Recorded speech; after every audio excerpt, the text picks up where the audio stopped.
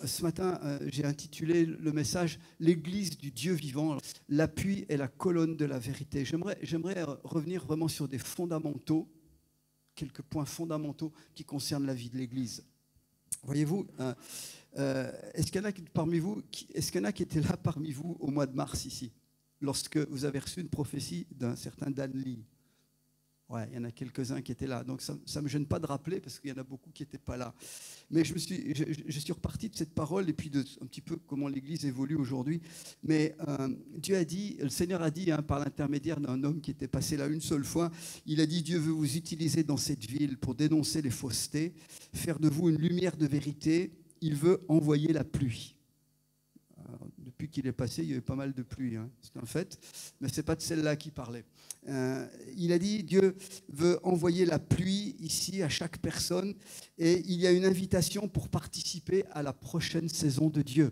Je crois que je redis ça ce matin, parce que Dieu a fait entrer déjà cette assemblée dans une nouvelle saison. Il est en train de profiler. On ne voit pas forcément bien loin comment ça se passe, mais c'est en train de se faire. Et vous êtes les parties prenantes de cette saison prochaine. C'est important, vous qui êtes là. Il y en a qui sont peut-être arrivés tout nouvellement, donc vous dites: mais de quoi il parle et dans quoi je débarque? Vous inquiétez pas, ça n'a rien de terrible. Au contraire, c'est ce que Dieu fait dans son peuple. Dieu n'est pas statique.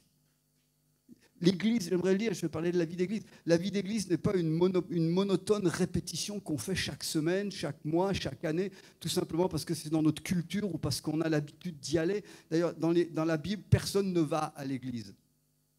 Allô?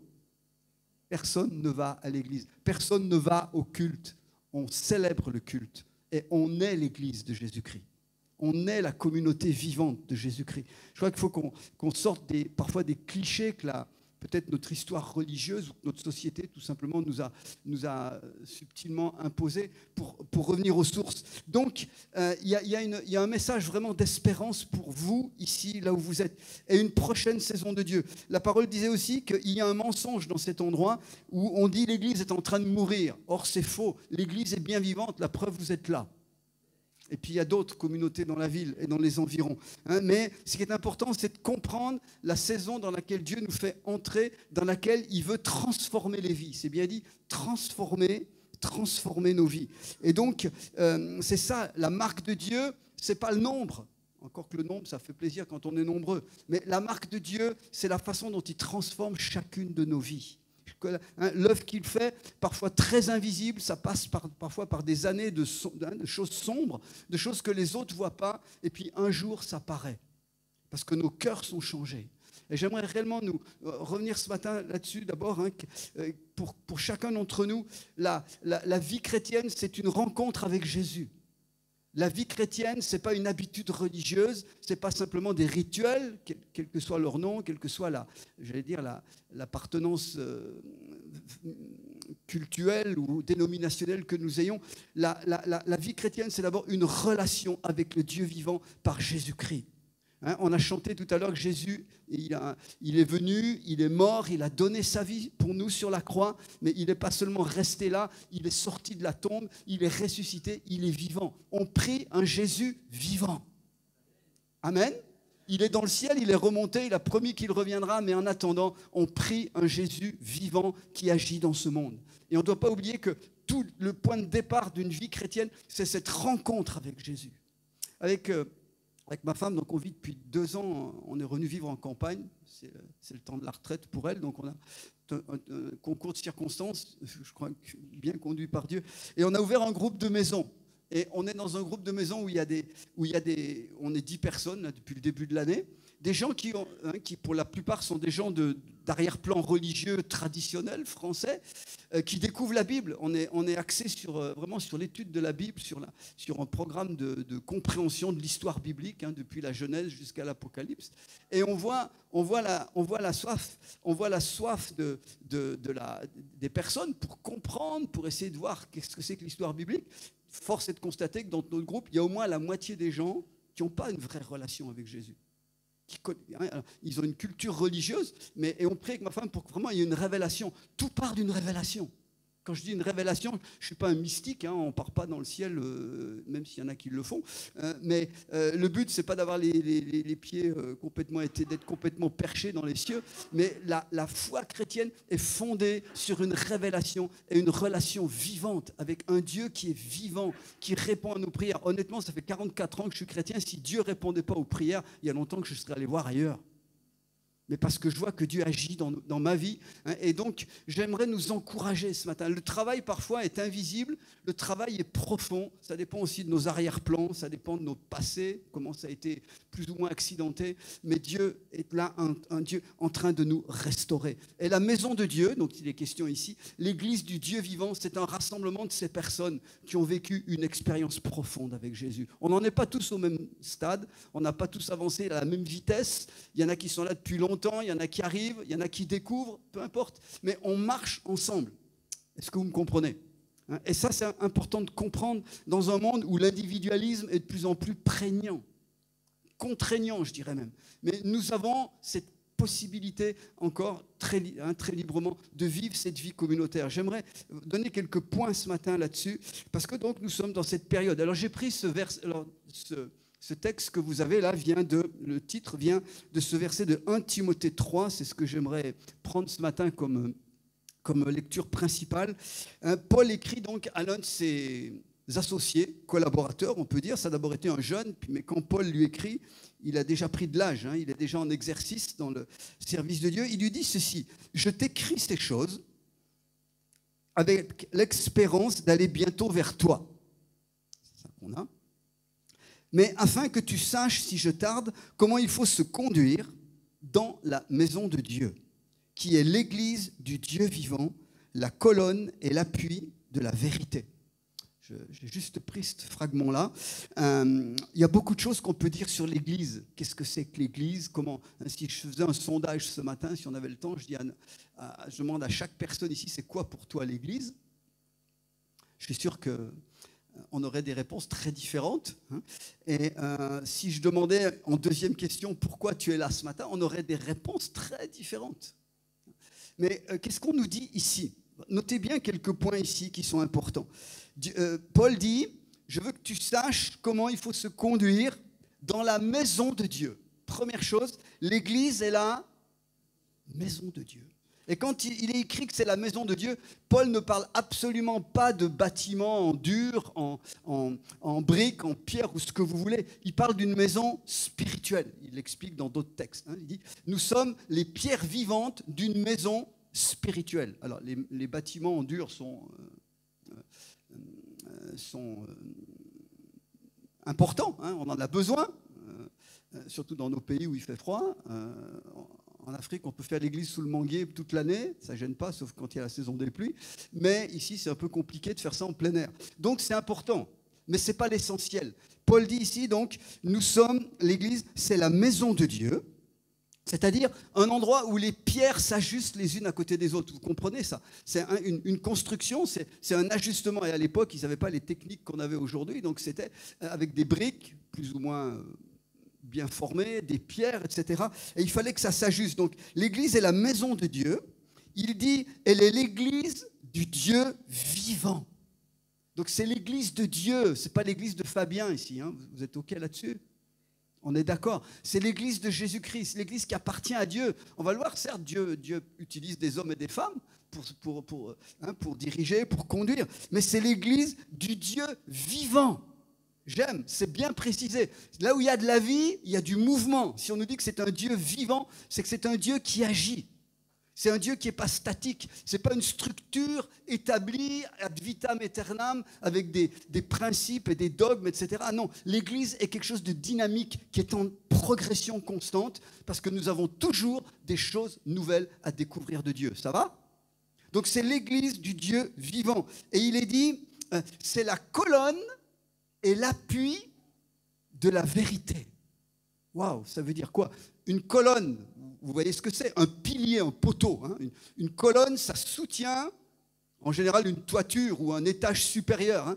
Donc, c'est la colonne, l'appui de la vérité. La vérité, c'est la parole de Dieu, c'est ce qui est dans la Bible. Amen? Mais la vérité sans colonne, c'est un tas. informel. Il faut, pour que ça fasse une structure, il faut qu'il y ait une colonne. Et l'Église est là donc comme une colonne, un appui de la vérité. Ça veut dire que la vérité, pour être comprise dans le monde, elle a besoin d'être incarnée, elle a besoin d'être structurée, elle a besoin donc de façon cohérente pour la société qui nous entoure. Donc l'Église, elle a un rôle où l'Église n'est pas la vérité. Vous comprenez bien ça avec moi, parce que dans certaines églises, institutions, aujourd'hui, on a mis l'Église à la même hauteur que la parole de Dieu. Et on a dit tout ce que dit l'Église, c'est parole de Dieu. Or non. L'histoire l'a montré. Mais l'Église, elle est là pour soutenir la parole de Dieu, pour la rendre concrète. Et comment est-ce que les gens de notre temps peuvent comprendre qui est Dieu ? Alors bien sûr, Dieu peut se révéler à eux, bien sûr, ils peuvent lire la Bible, mais un des moyens de révélation à ce monde, c'est la vie communautaire de l'Église. Allô ? Je répète, l'un des moyens par lesquels les gens de ce monde vont connaître Dieu, c'est au travers de nous. Non seulement notre témoignage personnel, là où nous sommes chaque jour, tout au long de la semaine, mais aussi en voyant une communauté vivante, vibrante, j'ose dire, une communauté qui vit la réalité de ce qui est écrit dans la parole de Dieu. Et Paul dit à Timothée, il faut que tu saches, c'est le début de la phrase, je t'écris pour que tu saches comment on se conduit dans la maison de Dieu. C'est-à-dire qu'il y a une certaine ligne de conduite. J'aime bien dire, Jésus, ni la Bible, ni Jésus, ni les apôtres, personne n'a donné le règlement intérieur de l'Église, comment ça doit se passer. Ça, c'est soumis c'est laissé à l'approbation du Saint-Esprit, et puis au fil des âges, au fil des cultures, au fil des époques, l'Église a des formes différentes. Mais par contre, il y a des principes qui ne bougent pas. Il y a des principes qui sont là dans la vie de l'Église. Et c'est pour ça que Paul dit, je le répète, il dit que l'Église est la maison de Dieu. Nous sommes la maison de Dieu, une habitation de Dieu. Tout à l'heure, on a chanté, Jésus est ici, où tu as dit, Damien, Dieu est ici. Donc, nous sommes la maison dans laquelle Dieu réside. Ce matin, ici, au milieu de nous, parce qu'on est réunis dans le nom de Jésus, Dieu est là. Allô ? Réellement, nous sommes là. Amen. Je vous vois bien, en chair et en os. Mais Dieu est invisible. Mais par son esprit, il est là. Et c'est ça qui fait la différence. On n'est pas un club chrétien. On n'est pas juste un club de gens qui aiment Jésus et on se fait du bien en chantant des cantiques et en écoutant un message. C'est pas mal, mais ça ne suffit pas. Ce qui fait toute la différence entre notre rassemblement et n'importe quel rassemblement autour de nous, qu'il soit religieux ou pas, c'est la présence de Dieu au milieu de nous. Un Dieu qui parle, un Dieu qui se manifeste, un Dieu qui se révèle. On a l'impression parfois que le monde chrétien est devenu habitué finalement à répéter des choses qu'on a l'habitude de faire. Est-ce que vraiment on s'attend, je ne sais pas, on s'attend à ce que Dieu fasse quelque chose de neuf, à ce qu'il nous parle chaque fois qu'on vient à sa rencontre? Est-ce qu'on est dans cette attente que Dieu nous dise quelque chose de nouveau? Pas pour éblouir la galerie, mais quelque chose qui va peut-être être votre fil conducteur pour la semaine, pour les mois, pour les années qui viennent. Quelque chose qui va peut-être redresser quelque chose qui est abîmé en vous, quelque chose qui va vous consoler parce que vous êtes venu avec de la tristesse ou du deuil, quelque chose qui va vous donner une optique, une direction pour votre vie dans les temps qui viennent. Je ne sais pas, Dieu parle de façon tellement multiple. Et puis des fois, il ne parle pas forcément de manière percutante, mais simplement sa paix. Ça se pose dans votre cœur et ça suffit. Il peut arriver quoi que ce soit demain, vous avez sa paix. Vous avez sa certitude. Vous savez que tout ce qui peut s'agiter autour de vous, vous savez que Dieu a mis sa marque sur vous. Bref, est-ce que nous connaissons Dieu ce matin? Est-ce que nous avons soif d'une rencontre nouvelle avec lui chaque fois qu'on y va? Alors, c'est chez nous, dans notre culte personnel, mais quand on se rassemble, alors la culture et la coutume fait qu'on se rassemble le dimanche, à certains endroits on se rassemble le samedi ou un autre jour, peu importe, mais quand on se rencontre, on attend que le Seigneur fasse quelque chose au milieu de nous, dans nos vies. Et donc l'Église, et j'aimerais, ça va, vous êtes toujours là? J'aimerais aller un petit peu plus loin. Pourquoi l'Église existe? Pourquoi l'Église existe? Quel est son mandat? Est-ce qu'elle a un but ici? Est-ce qu'elle a un appel? Quel est son rôle? Et j'aimerais résumer ça en 3 choses. Premièrement, l'Église existe pour Dieu. D'abord, elle est pour lui, pour Jésus. 2, l'Église existe pour nous les croyants. Et 3, et il ne faut surtout pas l'oublier, l'Église existe pour le monde. On a un message, on incarne quelque chose par rapport au monde qui nous entoure. Je reviens sur ces 3 choses. L'Église, elle est d'abord pour Dieu. Nous sommes ce qu'on appelle, la Bible donne des images, elle dit, nous sommes le corps de Christ. Nous sommes l'épouse de Christ. Allô? Ça vous parle? Il y a des gens mariés ici peut-être, ou il y a des gens fiancés, j'en sais rien. Mais nous sommes l'épouse. Il y a une démarche d'amour profond, d'amour passionnel. Nous sommes le corps de Christ. Donc, c'est des images un peu mystiques, tout ça, hein. Mais ça veut dire très clairement que nous sommes pour lui. Nous sommes reliés à lui, dans une relation spéciale. Quand on dit qu'on est le corps de Christ, ça veut dire qu'il est la tête, nous sommes le corps, hein. Réfléchissez juste à comment ça fonctionne dans votre corps, entre votre tête, qui gouverne, là, qui donne les ordres, et puis le reste. C'est étroitement lié. Vous avez déjà vu un corps sans tête? Ça va pas loin, hein? Malheureusement, ça existe des fois, hein, des corps décapités. Mais un corps sans tête ne vit plus. C'est mort déjà. Donc, nous sommes le corps, nous sommes unis à lui d'une façon particulière. Nous sommes, encore une fois, beaucoup plus qu'une institution ou une association humaine. Nous sommes en lien, reliés directement avec le Dieu éternel, avec le Sauveur et Seigneur Jésus-Christ qui règne dans le ciel. On reçoit de lui, on est en intimité avec lui. Donc ça, c'est profondément spirituel. C'est pour ça que quand on dit que l'Église existe pour Dieu, ça dénote premièrement la nature profondément spirituelle de l'Église. Elle est liée à Dieu. Elle est plus que simplement un rassemblement d'hommes et de femmes de bonne volonté. Elle est beaucoup plus que des hommes et des femmes qui ont simplement envie de chanter Dieu, etc. Nous sommes reliés spirituellement avec le Dieu vivant. Nous dépendons de lui. Nous sommes unis avec lui. Ça va? 2, je vais très vite parce qu'on pourrait parler, les théologiens, vous pourrez vous parler des heures là-dessus. Moi, je ne sais pas faire, mais on pourrait en parler quand même longtemps. 2, l'Église existe pour les croyants. Je vous donne quelques images dont nous parle la Bible pour l'Église. Elle est une famille. Ça parle, non? Alors, ça dépend aussi de quelle famille on vient. Peut-être parfois on a une image très, très déshonorée, très, très douloureuse de la famille. Mais l'Église, de notre famille naturelle, je parle, hein, mais j'aimerais vous dire, l'Église est la vraie famille telle que Dieu l'entend, telle que Dieu veut le faire. Et nos relations dans l'Église devraient être des relations de famille. Quand on chante qu'on est frères et sœurs, ce n'est pas juste pour faire joli. C'est que réellement, on prend soin les uns des autres. On est une communauté. Dans le mot communauté, il y a la même notion que le mot communion. On est en relation étroite. On prend soin les uns des autres. Ça va? Donc, pour les croyants, l'Église est une famille, un peuple nouveau, dit la Bible. Vous êtes un peuple renouvelé. Normalement, on ne pense plus comme pense le monde extérieur. On a une façon de voir les choses, une vision du monde qui a été changée. La Bible dit que notre intelligence elle-même, elle est transformée de jour en jour par la puissance du Saint-Esprit. On n'a plus les mêmes conceptions que dehors. Est-ce que vous me suivez? Ça marque vraiment que nous sommes une communauté transformée. Et on est capable de se réjouir. Ça ne veut pas dire qu'on est des gens tristes, qu'on est des gens trop sérieux tout le temps, qu'on ne touche pas aux trucs qui sont un peu chelous, etc. Ce n'est pas de ça que je parle. Je parle que tout simplement, nous savons faire les bons choix. Nous savons nous réjouir en Dieu. Et nous savons nous réjouir mieux que le monde. Mieux que ce que le monde peut nous proposer pour nous réjouir. Nous savons aussi compatir aux douleurs les uns des autres mieux que le monde ne le fait. Nous savons nous porter les uns les autres mieux que le monde le fait. Donc nous sommes une maison spirituelle, on l'a vu tout à l'heure.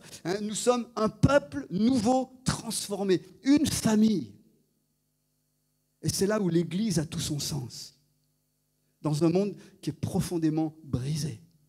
L'Église est une famille, et je le vois ce matin, multiculturelle, multigénérationnelle, multi-âge. Toutes ces barrières-là n'existent plus au sein du peuple de Dieu. Amen. Ça, c'est l'Église telle que Dieu le veut. C'est à ça qu'on est amené à vivre. Je ne vous dis pas que c'est simple.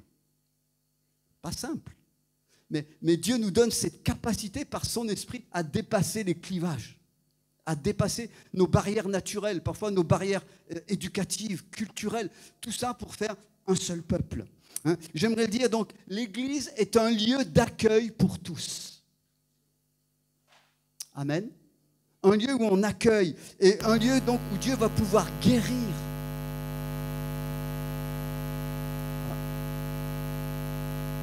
Il y a un avion qui passe.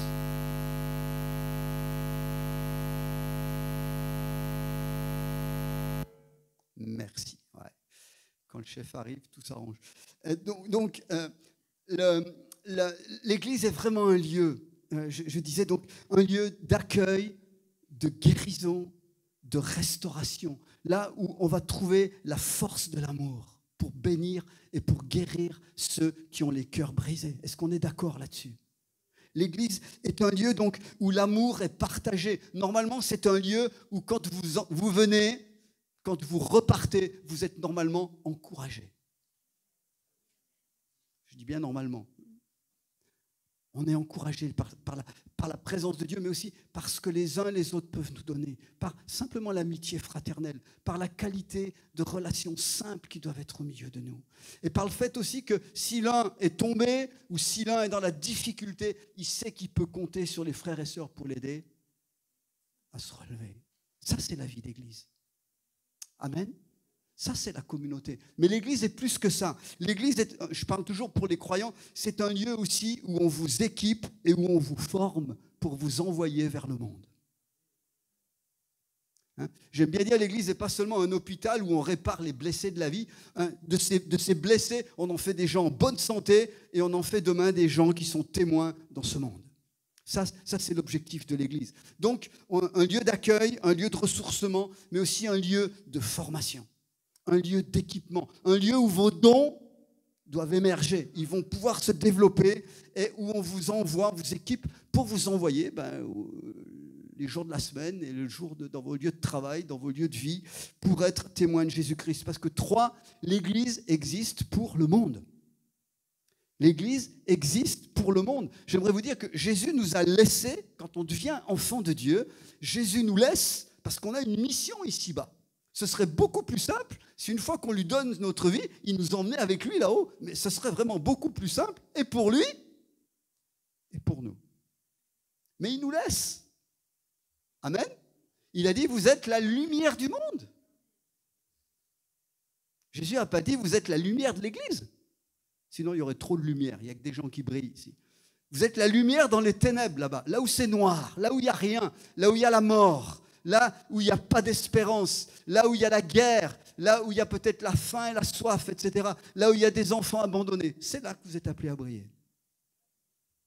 Amen. Parce que d'autres vont pouvoir le connaître au travers de nous. L'Église est c'est pour ça que je dis l'Église, c'est l'ambassade. Votre Église ici, avec d'autres qui sont dans la région, c'est l'ambassade du royaume céleste ici sur la terre, à Dole ou dans le Jura. Vous êtes une ambassade. Vous représentez le royaume de Dieu. Ça brille ici. Allô? Ça brille de la présence de Dieu pour le monde. Pour que ceux qui sont comme nous avant, on était errants dans ce monde. On a rencontré Jésus. Alors, je ne sais pas comment vous l'avez rencontré. Moi, je sais qui m'a amené à Jésus. Je sais comment ça s'est passé. Mais une fois que j'ai été dans la lumière de Jésus, j'ai voulu à mon tour que d'autres soient éclairés. Je me suis rendu compte à quel point j'étais autrefois dans les ténèbres et à quel point ma famille était dans les ténèbres, mes amis, que je me suis dit, mais il faut que je leur annonce ça. Il faut qu'ils goûtent à la même réalité que moi. C'est dans ce sens-là qu'on a une ambassade. Amen. On est les représentants du royaume de Dieu. Et ça, donc, Dieu veut que l'Église, on revête, je répète, on revête ces trois aspects. On est d'abord pour Dieu. On est là les uns pour les autres et on est là pour ce monde. Et donc, notre mission, elle se décline selon ces choses-là. Quand on dit que l'Église est pour Dieu, c'est normal qu'on rende culte à Dieu ce matin. Qu'on ait des rencontres de prière, qu'on ait des rencontres de toutes sortes, d'enseignements, etc. Quand on dit que l'Église est pour les croyants, c'est normal qu'on se retrouve ensemble à différents moments, soit dans des maisons, soit ici tous ensemble, et qu'on puisse se retrouver aussi autour d'un repas dans des familles, échanger, prier les uns pour les autres, aller visiter la sœur ou le frère qui est à l'hôpital, aller visiter celui qui a peut-être un problème dans sa maison, etc. Qu'on puisse réellement faire ce corps. Et quand on dit que l'Église existe pour le monde, eh bien, on a aussi un mandat, on a des fois des activités qui vont vers l'extérieur, mais on est tous, en tout cas, des représentants du royaume de Dieu pour ce monde qui a besoin. Ne perdons jamais vue de ça. Trop souvent, l'Église se centre sur elle-même. On se centre sur nos besoins. Hein, et toute notre attention, toutes nos finances, toutes nos temps ensemble, c'est juste pour les besoins de l'Église. Alors, il y a des moments où il faut le faire, mais le but, c'est d'aller vers le monde. Il y a un monde à sauver. Et Jésus a dit qu'il fallait que l'Évangile soit prêché dans toutes les ethnies de la terre, alors viendra la fin. Je vous rappelle que Jésus ne reviendra pas tant que nous n'avons pas accompli notre mission. Amen. Hein, je sais qu'aujourd'hui, dans ces temps très agités, j'entends parfois des chrétiens qui disent « Ah, mais Jésus est à la porte. » Amen. Je ne sais pas s'il est à la porte ou s'il est encore dans la rue, mais en tout cas, tant que, moi je suis missionnaire, hein, donc tant que je vois qu'il y a des peuples qui n'ont jamais entendu l'Évangile, je sais que Jésus ne peut pas revenir. Parce que dans le ciel là-haut, devant le trône de Dieu, Jean a vu toutes les foules, et il est dit que devant le trône de Dieu, il y a des hommes de toute langue, de toute nation, de toutes les couleurs, de tout peuple, etc. Donc tant qu'on n'a pas sauvé ces gens-là, Jésus ne peut pas revenir. Alors je ne sais pas s'il est à la porte, s'il sera là dans 24 heures, dans 24 jours ou dans 24 ans, j'en sais rien, mais il est en action, c'est sûr. Mais nous avons cette mission vers le monde. Ça va pour vous ? Dans Acte 9, il est dit, regardez ce qu'il est dit de la première église. L'église était en paix dans toute la Judée, la Galilée et la Samarie. Elle s'édifiait, elle marchait dans la crainte du Seigneur et elle s'accroissait par l'assistance du Saint-Esprit. Notez bien ce qui est dit ici. L'église était en paix. On est là dans un temps particulier du développement de l'église. Il est dit qu'elle était en paix. Hein. Elle s'édifiait. Donc, vous voyez, elle s'édifiait à l'intérieur. Elle grandissait, elle grandissait en maturité. Elle marchait, donc elle avançait. Elle n'était pas statique. L'église n'est pas quelque chose qui est statique. Ce n'est pas quelque chose où on dit ah ben on est arrivé à un bon un bon roulement, un bon mode de fonctionnement de l'église. Maintenant on peut se reposer pendant 25 ans. Non, il y a des choses encore à avancer et à gagner. Donc l'église s'édifiait de l'intérieur, elle grandissait, elle marchait dans la crainte du Seigneur. Il est dit qu'elle s'accroissait. Le mot grec ici, il veut même dire elle multipliait. Elle se multipliait. Ce n'était pas une croissance simplement, de temps en temps, il y avait un nouveau baptisé. Non, elle multipliait. Réellement, il y avait une croissance vers l'extérieur. Et il est dit par l'assistance du Saint-Esprit. La présence et l'œuvre du Saint-Esprit au milieu de nous. Alléluia. Rien ne se fait sans lui. On peut faire beaucoup d'efforts, on peut faire beaucoup de programmes, on peut avoir beaucoup d'idées, mais ce qui compte, c'est que la direction du Saint-Esprit soit dans nos vies. Ce matin, est-ce qu'on marche conduit par le Saint-Esprit? Que ce soit dans nos vies personnelles, que ce soit dans ce que nous faisons ensemble, est-ce que nous marchons dans la présence et dans la puissance du Saint-Esprit? C'est tellement essentiel. Je veux dire, après beaucoup d'années de service, je me rends compte qu'on vit parfois, les chrétiens, on vit des temps, on est épuisé. On est fatigué. Alors vous direz, c'est normal quand vous travaillez toute la semaine, quand vous avez une famille que vous prenez en charge, etc. Ça paraît logique au rythme de vie que nous avons ici, qu'on soit fatigué. Mais je me rends compte que des fois, notre fatigue, elle est anormale. En fait, on s'est parfois épuisé à faire des trucs dans l'église ou pour Dieu, mais c'était plus le temps. Où c'était pas vraiment l'impulsion que Dieu voulait pour nous. Et finalement, on s'est beaucoup fatigué, humainement parlant, mais on est passé à côté de l'essentiel. Alors, c'est pas grave. Dieu nous connaît. Il faut rectifier le tir quand c'est comme ça. Mais il est dit ici que l'Église s'accroissait par la présence du Saint-Esprit. Amen. C'est sa présence, c'est son action. Je vous ai dit, l'Église est d'abord pour Dieu. Donc quand je parle du Saint-Esprit, c'est celui qui est l'intermédiaire entre Dieu qui est dans le ciel et nous aujourd'hui. Nous avons cette présence du Saint-Esprit dans nos vies, au quotidien. Et à plus forte raison, quand on est ensemble, l'Esprit de Dieu veut se manifester. L'Esprit de Dieu veut agir dans nos vies. Il veut nous parler, il veut nous conduire. Alors, je vais encore un tout petit peu plus loin. J'ai dit pourquoi l'Église, comment ça fonctionne. Et très rapidement, il y a 3 choses qui sont essentielles, 3 domaines importants, j'ai écrit ici, pour l'Église locale. Il y a les structures qu'on met en place, qui doivent permettre la croissance. Il y a le choix des personnes qui vont diriger, qui vont être responsables. Et il y a la qualité des relations entre tous. Permettez-moi d'insister sur le 3e point avant de revenir sur ce qui est au-dessus. La qualité des relations entre nous.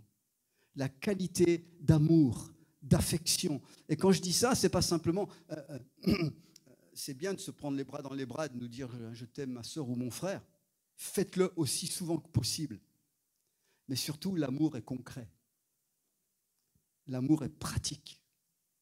L'amour, il se démontre par des actions, par des œuvres, par du soutien, par des choses concrètes qu'on peut se rendre, des services qu'on se rend. Et ça se voit pas. C'est notre vie quotidienne cachée, c'est parfois un coup de fil à quelqu'un, on sait qu'il traverse un moment difficile, peut-être il habite à 30 km, tu n'as pas le temps d'y aller, tu n'as pas la voiture qu'il faut, etc. Mais aujourd'hui, par la grâce de Dieu, le téléphone, c'est gratuit, c'est illimité. Enfin, normalement. Rien qu'un coup de fil, et puis de temps en temps, rendre service concrètement, se visiter, mettre ça en priorité, soigner nos relations les uns les autres. La parole de Dieu est riche en exhortation à veiller les uns sur les autres. Alors, la Bible ne dit pas « mêlez-vous des affaires des uns des autres ». Ça, ce n'est pas écrit, ça. Parfois, on va dans ces choses-là. Non, ce n'est pas dit de nous mêler les affaires des uns des autres, mais c'est dit de nous aimer fortement les uns les autres. Ardemment, dit l'apôtre Pierre. C'est dit de veiller les uns sur les autres. C'est dit de nous entretenir les uns sur les autres. C'est dit de porter les fardeaux les uns des autres. Il y a 30 expressions différentes les uns les autres dans le Nouveau Testament pour nous encourager à travailler sur la qualité des relations. Mais j'aimerais aussi dire l'Église, c'est là-dessus que je vais terminer, l'Église locale, la communauté que nous sommes, ça doit être organisé. C'est pour ça que j'ai dit qu'il y a des structures qui ne sont jamais figées, qui évoluent, et il y a des personnes. Regardez ce que dit le 1 Timothée. J'ai lu 1 Timothée 3 tout à l'heure. Le début du verset commence comme ceci. Paul dit, cette parole est certaine. J'ai mis le même verset en 2 versions, en second 21 et en second. En second 21, c'est dit, cette parole est certaine. Si quelqu'un aspire à la charge de responsable, c'est une belle tâche qu'il désire. Et puis dans la deuxième traduction, qui est plus littérale, qui est plus proche de l'original, c'est dit « Cette parole est certaine, si quelqu'un aspire à la charge d'évêque, il désire une œuvre excellente. » Donc en haut, c'est marqué « responsable », en bas, c'est marqué « évêque ». En grec, effectivement, c'est le mot « évêque », « épiscopos », qui veut dire quand il est dit évêque dans la Bible, oubliez ce que vous avez l'habitude de penser d'un évêque. Ce n'est pas quelqu'un avec un gros chapeau doré, avec une grande robe, avec une crosse ou je ne sais pas quoi. L'évêque, dans la Bible, c'est quelqu'un qui veille sur les autres.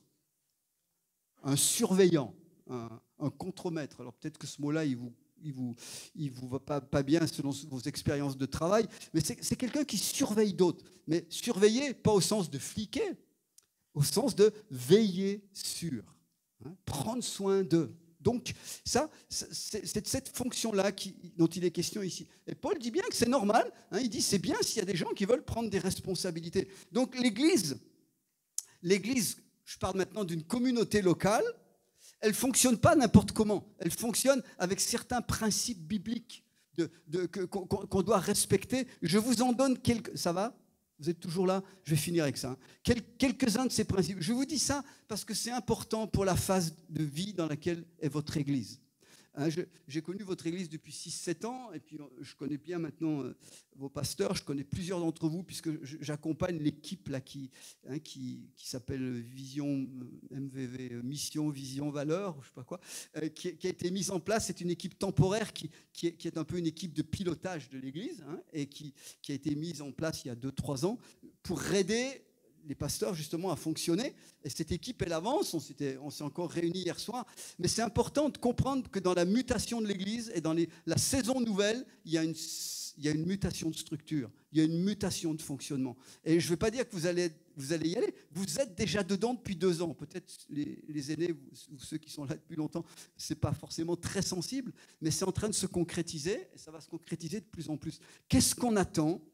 Qu'est-ce qu'on attend des personnes comme ça, là, qu'on appelle responsables, évêques, qu'on appelle aujourd'hui pasteurs ou anciens? C'est tous des termes qui sont bibliques. Je n'ai pas le temps d'aller dans les détails, mais qu'est-ce qu'on voit sur la direction d'une église locale dans le Nouveau Testament? J'ai mis 7 points. Ça va aller très vite, hein, rassurez-vous. Premièrement, le gouvernement local d'une église est toujours en équipe dans le Nouveau Testament. Il n'y a jamais une seule personne. Toujours en équipe. Donc, avec la reconnaissance, et j'oserais dire même la valorisation des dons de chacun. Donc, on voit dans le Nouveau Testament, chaque fois qu'il y a une église qui s'implante, vous irez lire Acte 14, verset 21, par exemple, pour avoir un exemple. Je n'ai pas le temps d'aller, je ne l'ai pas écrit au tableau ici, mais on voit que Paul et Barnabas ont officialisé des communautés chrétiennes et ils ont mis des anciens à la tête de chaque église. Des anciens. Alors, ancien, c'est un mot qui vient de chez les Hébreux, qui voulait dire des gens avec de la sagesse, des gens qui avaient de la maturité, et c'était équivalent au mot évêque qu'on a vu tout à l'heure, qui veut dire quelqu'un qui veille sur. Donc, la direction de l'Église est toujours collégiale. Il y en a plusieurs. Ce qui n'empêche pas, deuxième point, qu'il y a des gens qui ont un don de direction. Donc, ce n'est pas un problème qui est un rôle pastoral, on appelle ça pasteur ou d'un autre nom, mais parce que la Bible parle clairement que des gens ont un don pour présider. Un don pour gouverner. C'est des choses que vous trouvez dans la parole de Dieu. Vous irez regarder Romains 12, 8, par exemple. Il est parlé du don de présidence. Donc, au milieu des anciens, au milieu des responsables, il n'y a aucun problème. Ce n'est pas du tout anti-biblique qu'il y ait un pasteur, ou appelez-le ou un président du conseil des anciens, appelez-le comme vous voulez, donc qui montre que la personne a un don de direction, un don pour le gouvernement, alors que les autres auront un don différent, complémentaire. Ça va jusqu'ici ?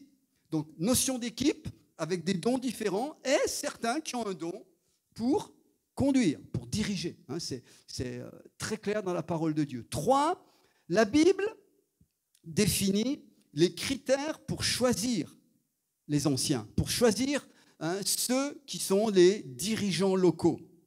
Si je vais dans 1 Timothée 3, on l'a lu tout à l'heure, Paul dit, donc cette parole est certaine, si quelqu'un aspire à être un responsable, il désire une belle activité, et on nous donne des qualités. Et vous remarquerez une chose, c'est que dans les qualités qui sont données dans les versets suivants, 1 Timothée 3, c'est des qualités d'abord de caractère.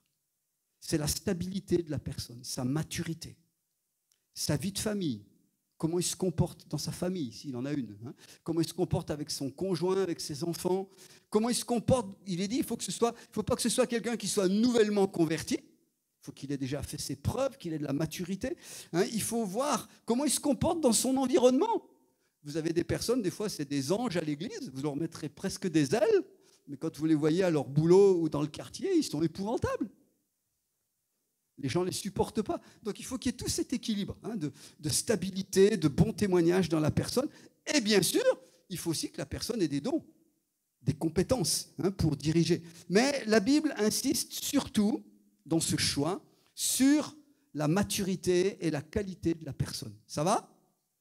C'est important. Et quand il est parlé d'anciens, comme ici, ça ne veut pas dire qu'il faut avoir 80 ans et plus de cheveux pour devenir responsable d'église. Ce n'est pas une question d'ancienneté, d'âge. C'est une question de maturité personnelle. Ensuite, 4e point, le rôle des anciens ou le rôle des dirigeants. Et là, j'ai mis les mots par binôme, volontairement. Il y aurait beaucoup de choses à dire longues ici. Mais donc, le rôle des responsables d'une église, c'est d'abord aimer et prendre soin. Notez bien, aimer et prendre soin des gens. Si on n'a pas l'amour au départ, ça va être très compliqué de pouvoir s'occuper et d'être berger d'une église. Donc, aimer et prendre soin. Ensuite, équiper et former. Donc, il faut avoir à cœur que les gens qui sont là, les personnes qui sont membres de l'église, on veut les faire grandir. Et on leur donne les moyens, par l'enseignement, par toutes sortes de formations. Et si soi-même, on ne sait pas tout faire, donc on va pouvoir les adresser aux bons endroits pour la formation. Donc, équiper et former. Ensuite, gérer et administrer.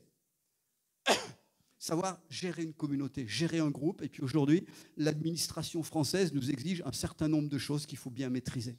Gérer et administrer. Ensuite, conduire selon la vision de Dieu et diriger. Donc dans le rôle des bergers d'une église, des conducteurs d'une église, il faut qu'il y en ait qui aient cette capacité de diriger, de recevoir la vision de Dieu et de savoir conduire les gens dans la vision que Dieu a donnée. Dans la notion, les pasteurs, les bergers sont pas seulement des gens qui soignent et qui aiment, comme dans ce qu'on a vu dans le premier binôme de mots, mais c'est aussi des gens qui ont une capacité de conduire. Rappelez-vous, le psaume 23 dit, excusez-moi, l'Éternel est mon berger, je ne manquerai de rien, il me conduit près des eaux paisibles. En tant que berger, Dieu nous conduit. Il ne nous laisse pas errer où bon nous semble, sinon c'est la meilleure manière d'être bouffé par un loup. Donc il faut savoir où il conduit les brebis. Donc diriger et avoir une vision. Ensuite, veiller sur et avertir. Veiller sur les personnes et avertir quand il y a du danger. C'est le rôle d'un berger. Ensuite, et j'ai terminé avec ça, corriger et parfois sanctionner ou discipliner. Ça fait aussi partie des fonctions, ce n'est pas les plus agréables, mais ça fait partie aussi des fonctions des bergers. À certains moments, il faut, quand je dis corriger, ça veut dire parfois peut-être qu'il y a des fausses doctrines, des faux enseignements qui partent de côté, donc il faut redresser. Et puis parfois, il faut redresser les personnes, parce que réellement, elles ont pris une mauvaise voie. Et donc tout ça, ça se fait dans l'amour. Mais vous voyez la raison pour laquelle il faut un groupe pour diriger l'Église. Est-ce que vous connaissez une personne qui est capable de faire tout ça? Est-ce qu'une personne, à part Jésus, est-ce qu'une personne peut avoir toutes ces compétences-là en même temps? C'est impossible. Donc, c'est pour ça que le leadership s'exerce en groupe, et que selon les dons de chacun, on va faire plutôt telle ou telle tâche. Mais c'est important de comprendre tout ça. Regardez ce que dit, je vais juste citer un verset pour illustrer ça, c'est Hébreux 13, verset 17.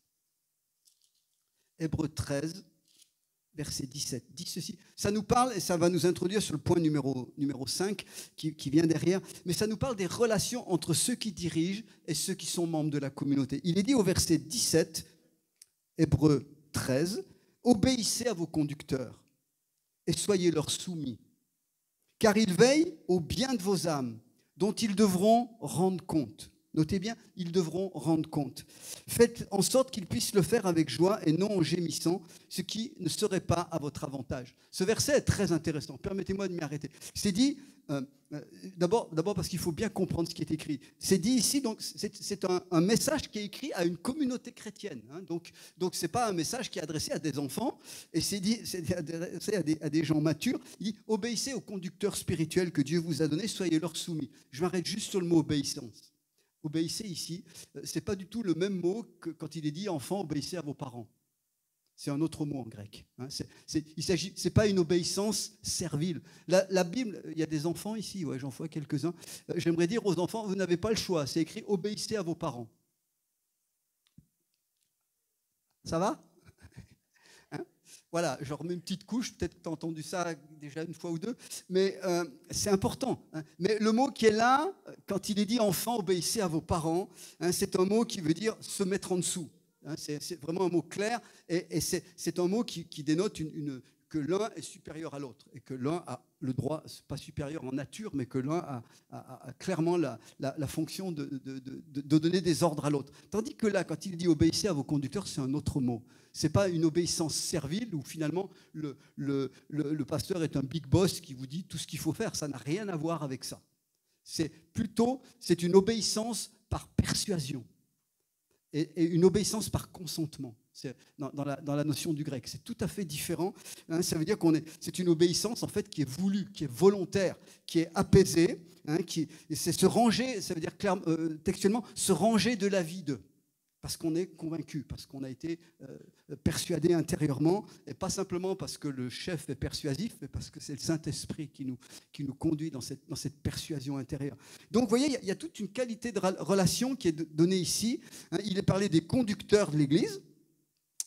Soyez leur soumis, obéissez avec consentement, etc. Car ils veillent au bien de vos âmes, c'est leur but. Vous voyez, donc il y a des devoirs. Là, j'arrive au 5. Il y a pour les anciens des exigences dans l'exercice de leurs fonctions et aussi pour ceux qui font partie de la communauté. Dans une communauté chrétienne, il y a des exigences, des obligations mutuelles. Les conducteurs doivent conduire. Ça, c'est leur rôle. Avec amour, il est dit avec patience, etc.